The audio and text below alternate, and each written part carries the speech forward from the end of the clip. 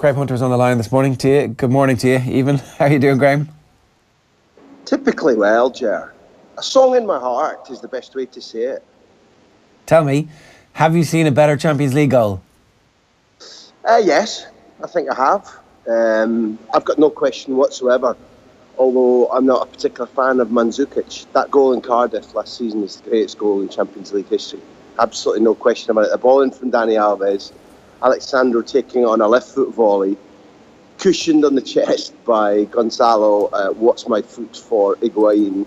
Just that little cushioned setup for Mandzukic. He then takes it on his chest, leaping up at 6'2" to leap up the control and then overhead kick as Casemiro and I think Dani Alves, Casemiro and Carvajal, of course, the right back, close him right down.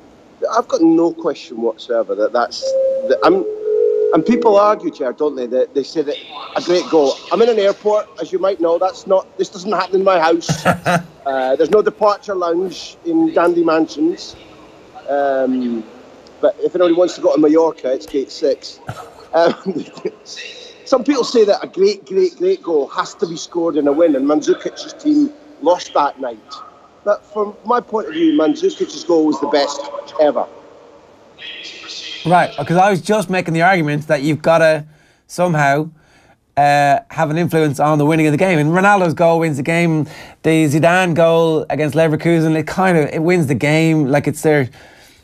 I did believe that, but Pulp Fiction-wise, Ger, allow me to retort. Because if you want to set the premise of your question, was that the greatest goal in a winning performance? Fine, Ger, fine, okay, baby. But let's set things out as we want the PhD to finish. Look, I shouldn't fool around because, it was glorious, aerially to get that kind of coordination. You're talking on about him hanging around, well, he flipping hung in the air a little bit last night, didn't he? I don't quite know how players do that.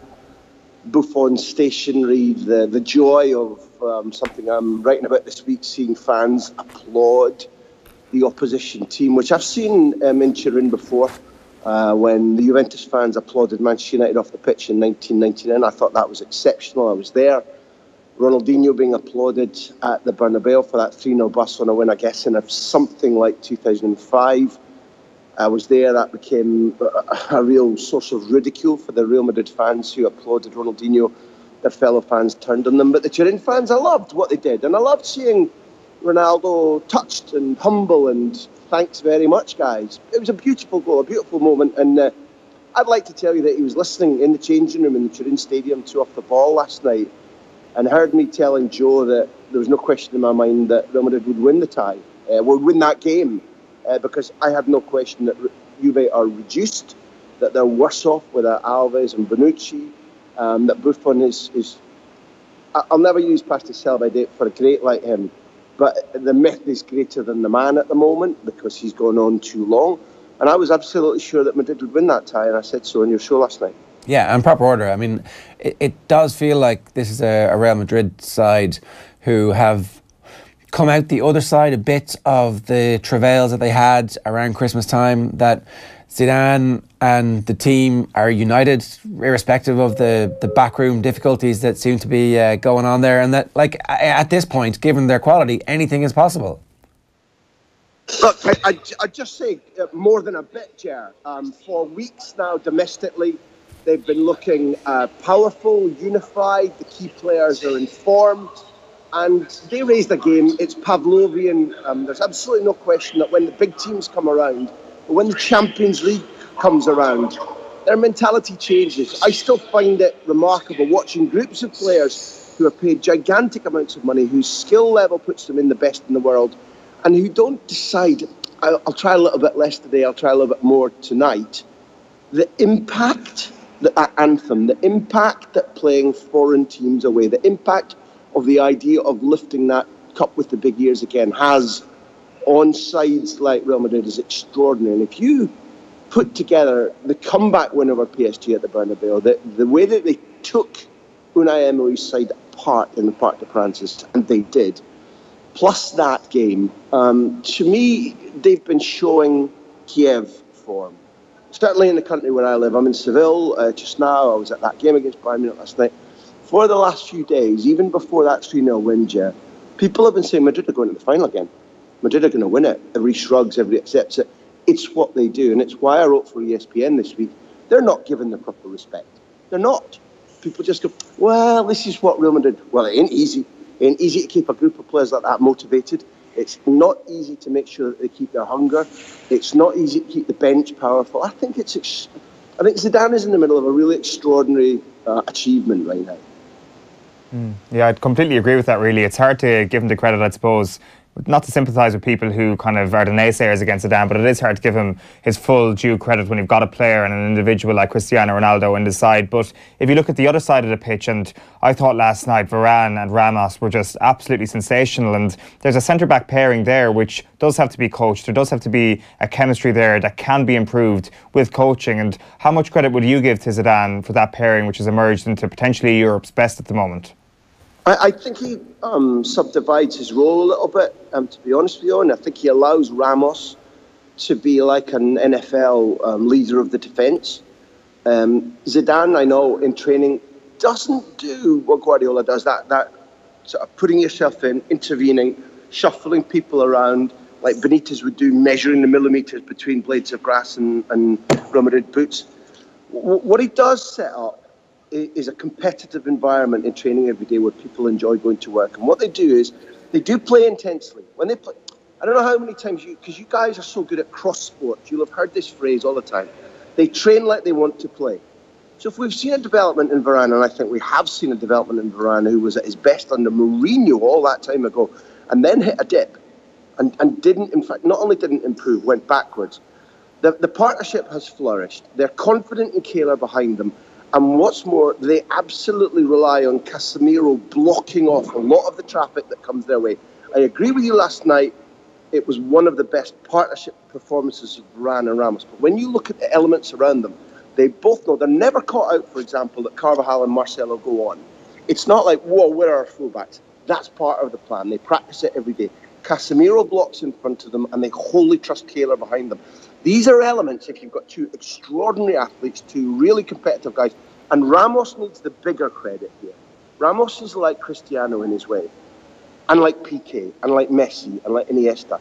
It's like everything all the time, fully focused all the time. Win, win, win, win, win, never get tired of winning, never get tired of winning. That's not a common phenomenon. If you put the talent aside, this almost manic hunger to win, win, win, win, win. People dull all the time in the sports you cover around football, and these guys don't. That's key to what you were praising, I think. Graham, a quick word on that game last night then that you were at. I had a vague inkling that actually Sevilla were going to do something special last night. It didn't come to pass. 2 deflected goals for Bayern gave them a 2-1 win. They looked for half an hour as if they were not only on top but could get a second goal. Missed a sitter. Scored a decent one. They were moving the ball quickly. They were turning Bayern Munich. Lewandowski wasn't in the game. Bayern Munich impressed me a lot. They wrestled the game back, Ger. They knew that Sevilla's legs would go after Saturday's marathon match against Football Club Barcelona. Montella didn't use his substitutes well. Banega missing meant that Sevilla couldn't control the play, couldn't control the tempo, and the more they chased, we've seen it before, the more they chased, the more that Bayern took control. I interviewed Frank Ribery last night. I interviewed Steven Nzonzi. Both of them said the same. They said that while there were chances for Sevilla to impact more on the result, Bayern were better for at least 60 minutes, used their resources better, their big players kind of came to the party. Physically, they imposed themselves. And ultimately, Sevilla's legs ran out and they couldn't slow the ball and slow the game down. And I don't see them doing anything special in the Allianz Arena. Sadly, for Sevilla, I think that dream is over now. Okay, so Bayern are probably through, Real are probably through, and then there's only two more places left for the semi-finals. I know you've a big sit down with Jurgen Klopp coming on Patreon. It's out now. It's out now. Yeah. The big interview. People should go and subscribe to that. Thank you. What was it like? What was his? I'm ready for criticism, Ger, because we took a deliberate idea that Jurgen Klopp is not interesting solely because of the enormity of this game where his team faced City, where it's two English teams in the quarters, where we're trying to determine if the Premier League can turn out a winner again, where it's Klopp versus Pep. Klopp probably the most successful individual coach in turning out teams that take Pep's teams down. So the fascination there is gigantic. But we thought that we've known each other 17 years, you and I. I like people who live life with ferocity. I like people who laugh loudly all the time. I love people who attack life with a huge appetite and maybe influence people around. So I wanted Klopp to try and explain that to me, show that to me. I wanted him to shine, to come out, Ger. I think that's Pep announcing, what's happening tonight just to ruin the Klopp effect. He's good, that Guardiola. He's really good. Now look, I enjoyed listening to him. I enjoyed the fact that when he engaged in it, he started to talk about leadership. He started to compare, James Bond and his ideal about what's right in life, and Robin Hood came up. And what we came to at the end, I think, was this idea that he likes to make people happy, whether it's people around him, whether it's his family, whether it's his players, whether it's the fans, or whether it's people in football in general. And I reminded him that Bill Shankly's statue says he made people happy. And I'm not comparing them as coaches. In terms of people who manage men, in terms of people who manage an atmosphere, who create an ideal, Klopp impresses me, and I hugely enjoyed the 45 minutes that we spent together. It was meant to be 30, but his last answer was 15 minutes. So I'm guessing, particularly with the daft video I made and put out where we talked about James Bond's testicles, and the fact that he said that he'd do the whole thing again, either that was an elaborate April Fool's joke in March, or he enjoyed it and we're going to do it again. Well, I'm looking forward to the second one as much as I'm looking forward to the first one. What's going to happen tonight, though? Yeah, Barca win. There are doubts around it simply because Busquets is back after injury. Leo Messi is not fully pain-free, and therefore, if things go wrong, if either of them don't function fully, Roma are a block who defend well. My view of it is, since Barca lost at home in the Champions League, it's 2013 against a very good Bayern side, 3-0 against a destroyed, out on their feet Barca side. Since that game, 24 matches at the Camp Nou, 22 wins, 2 draws, 77 goals, 12 conceded. Roma's midfield, in my view, although full of quality, and Strootman and De Rossi, is a little bit slow. I have a feeling that Barcelona can put a 2-goal margin on Roma. I'm not calling it easy. I'm saying that I think Barca are good. We throw in again, Ger, and I think it's important that Barcelona will run ragged by Sevilla at the weekend. I think if they don't impose themselves, Roma will understand where their chances come. Will understand that they will get in behind the defence, because that's what Barca allow teams to do. But I see them winning and I see them going through. It's as simple as that. Liverpool, Manchester City, I think it's really clear. Pep's Manchester City can now, for a while, almost play without him. I think 8 or 9 of that Manchester City side are Pep on the pitch. And that, so far, is his crowning achievement. Not the League Cup. The league, when they win it, whether it's the weekend or later, is exceptional to win it so early. But his crowning achievement is that there are 8 or 9 Peps out there every time. They understand, they apply the ideals themselves. And that makes it difficult for Liverpool, because Liverpool are not the complete article yet. But if Liverpool start at high pace and find cracks, Otamendi has improved but is not the perfect centre-back, and Liverpool can be in this tie and can play on the break successfully in Manchester if they keep it alive tonight. So from my view, while I don't dispute everybody's view that City deserve to be called favourite, and Klopp would call them favourites, I think that I think we have a tie. I don't think it's a foregone conclusion. No, for sure. It should be amazing. Graham, we'll let you go and catch your flight. Thanks a million, man. Enjoy the game tonight. That's Graham Hunter on his way back to the new camp.